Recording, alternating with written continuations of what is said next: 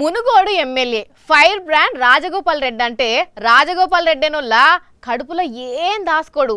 ఏం అనాలనిపిస్తే అదే అంటాడు, ఏం చేయాలనిపిస్తే అదే చేస్తాడు. ఇటు ప్రతిపక్ష లీడర్లనైనా అటు వాళ్ళ సొంత పార్టీ లీడర్లనైనా ఏకి పారేస్తాడు.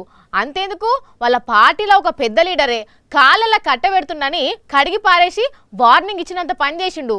మరి ఆ పెద్ద లీడర్ ఎవరు, ఆయన ఏమన్నాడో, రాజగోపాల్ రెడ్డి సార్ ఎందుకు గరమైండో చూద్దాం పాండ్రి. నా విషయంలో కొందరు నాయకులు చెప్తే బాగుండదు, దుర్మార్గంగా సల్లకొచ్చి ముంత దాచినట్టు బరాబర్గా మైక్ చేత పట్టుకునేందో చెప్తే బాగుండదు అని అంటారేం సార్? చెప్పుండ్రి. ధర్మరాజులాగా ఉండాల్సిన జానారెడ్డి గారు కూడా మహాభారతంలో ధృతరాష్ట్రం పాత్ర పోషిస్తాడు. నాకైతే బాధ అనిపిస్తుంది.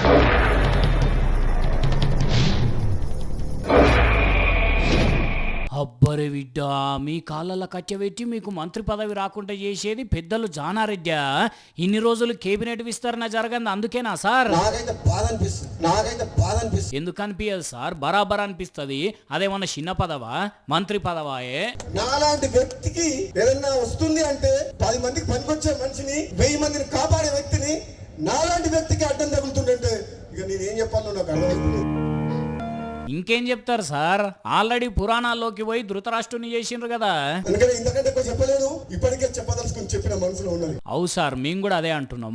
నన్ను చూస్తే భయపడుతున్నారు అందరూ. అంటే మీ దగ్గర ఏదన్నా మంత్రం అన్న ఉండాలి, లేకుంటే పవర్ అన్న ఉండాలి సార్. చాలా మంది మంత్రులు తెలంగాణలో పార్లమెంట్ కు ఇన్ఛార్జ్ పెట్టిన మంత్రిని, కానీ భువనగిరి పార్లమెంట్ కు మంత్రి ఇన్ఛార్జ్ రాలే, ఒక ఎమ్మెల్యేగా ఇన్ఛార్జ్ పెట్టింది కాంగ్రెస్ పార్టీ. అవు సార్, మేము అదే అన్నాము. అందుకనే మీరు భువనగిరిని గెలిపించారు సార్. అంటే గెలిపించే సత్తా ఉంది, ప్రజల్లోకి పోతానే కదా. మరి ఇచ్చిన మాట నిలబెట్టుకునే బాధ్యత ఎవరిది? మీరు ఇన్ఛార్జ్ పెడితే గెలిపించి ఇచ్చినవా లేదా సీటు? ఓ సారు, మీరు ఆ మాట చెప్తుంటే మీ పక్కన కూర్చున్న భువనగిరి ఎంపీ సార్ ఏందో గమ్మున కూర్చున్నాడు కదా. అంటే విషయం ఏందో మీకే తెలవాలి గానీ కాంగ్రెస్ పార్టీలో మాత్రం ప్రజాస్వామ్యం మామూలుగా ఉండదు. పోన్రి, సొంత జిల్లా సీనియర్ లీడర్నే మంత్రి పదవి అడ్డుకుంటుండని బహిరంగ సభలు అన్నాడు అంటే మామూలు మాటలు కాదు.